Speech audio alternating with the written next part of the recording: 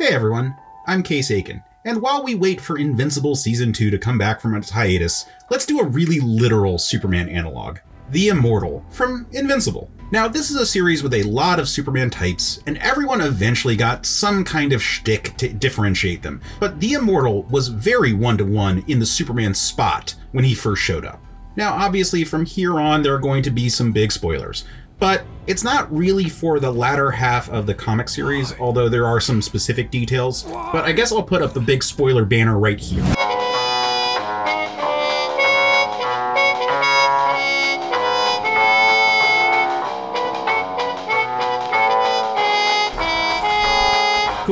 Cool. Anyway, when introduced, the Immortal was the leader of the Justice League-inspired Guardians of the Globe. Now, up until this point, we had assumed that Omni-Man was the Team Superman, but that was not the case. And I should note that the show reverses the order we meet characters, so we actually meet the Guardians of the Globe before we meet Omni-Man in the TV show. Either way, the Guardians of the Globe are introduced as very clear analogs to the Justice League, as a shorthand to establish them. Red Rush is their Flash, Martian Man is the Martian Manhunter, Darkwing is their Batman, Warrior Woman is their Wonder Woman, Aquarius is their Aquaman, and the Green Ghost is their Green Lantern. This is a very classic reason for why you do analog type characters. It's shorthand so that you understand the stakes that you're dealing with. And in this case, so that we understand just how messed up it is that Omni-Man betrays them, and also just how powerful Omni-Man is, relatively speaking, that he's able to kill them all by himself. Or I guess almost kill them all by himself, because we learn that in the Immortal's case, his name is pretty accurate. The Immortal ages incredibly slowly, and if killed will come back to life if his body parts come back together. When first reassembled, he made a beeline for Omni-Man, exposing his treachery to the world. And this is really where we start to get the sense of the power hierarchy of Superman in the Invincible series. The Immortal is initially one of the most powerful heroes in the comic. His first scene in the comic shows him casually throwing a mad scientist into space, which will become a recurring joke throughout the remainder of the comic series. And in the TV show, we're first introduced to him going blow for blow with the Hulk-like Mauler twins.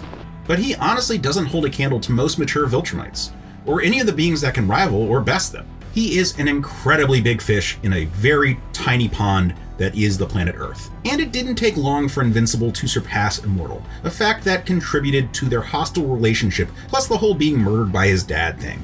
So for Immortal, he ends up falling somewhere in the likes of Mighty Man. Impossibly powerful, but overshadowed in the context of the series that he's in. But that said, Immortal is more than just a runner-up Superman. He has lived for millennia, having numerous families and lives. His memory of his early life is hazy, but we do know that he was some kind of savage warrior, whether it be prehistoric, Bronze Age, or sometime since. He's played pivotal roles in most of our history, although for the most part in disguise as an ordinary human.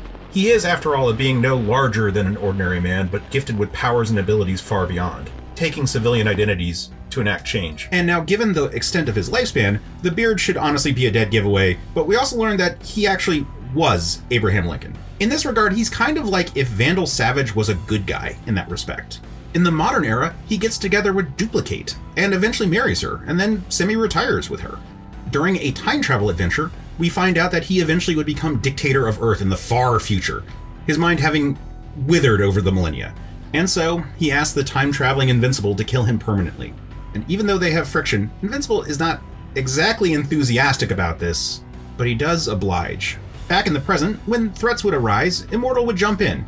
He was never not a hero, after all, but he was terrestrial, and didn't take a part in the galactic politics of the later part of the series, even though his powers would have been welcome in the war against the Viltrumites. The Immortal was a great example of how heroes can be on the same side and operate on similar scales, but still fucking hate each other. Immortal was a dick to Invincible, but the reverse was also extremely true. And it's funny, with his similar name and very similar costume, you'd think Invincible would be connected to him rather than Omni-Man. I mean, it's not like Invincible opted to call himself Kid Omni-Man or something.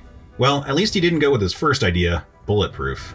Oh hey, on that note, next time we're going to talk about another character who can stand in for Superman in the Invincible world, but isn't quite up to snuff with the titular hero. When we talk about Bulletproof.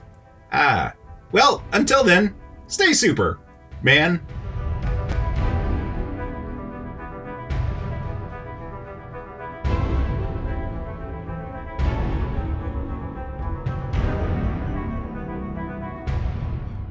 Hey everyone, this is Case in the editing booth. Just wanting to say thank you for watching this video. Also wanting to confirm that yes, in fact, I did get a new microphone. Our schedule's been a little bit weird of late, but I'm hoping that in this year that we get things a bit more on track now that the busy season at my work is over and the baby's doing a slightly better job of sleeping through the night, although she did start teething last night, so, you know, fun times.